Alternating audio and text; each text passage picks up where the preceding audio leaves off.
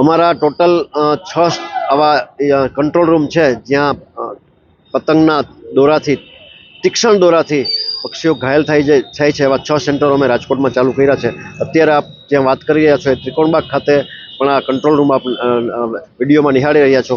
Total લગભગ 550 cases પક્ષીઓની સારવાર માટેના સંસ્થામાં આવ્યા છે અને ગઈકાલે સાંજે સુધીમાં અમારી પાસે એવો ફિગર છે કે સારવારમાં આવ્યા હોય અને ચાલુ સારવાર હોય એમાંથી 6 જેટલા પક્ષીઓના મૃત્યુ થયા છે.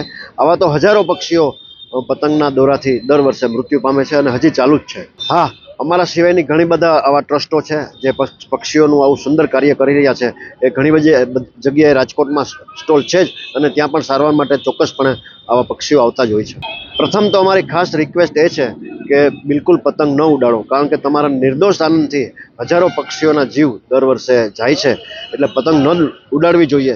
બીજું, ઉડાડો તો તમારે તીક્ષ્ણ દોરો છે, જે કાતિલ દોરો છે, કાચનો માંજો પાયેલો દોરો છે, એવા તો ન જ વાપરવા જોઈએ. સામાન્ય દોરા વાપરી અને તમે પતંગ ઉડાડી શકો છો, અથવા તો 10 થી 5 વચ્ચે જ તમે પતંગ ઉડાડો રાખવો તો વધારે સારું. તો પક્ષીઓ છે એ સામાન્ય રીતે આકાશમાં ઓછા જોવા મળતા હોય છે.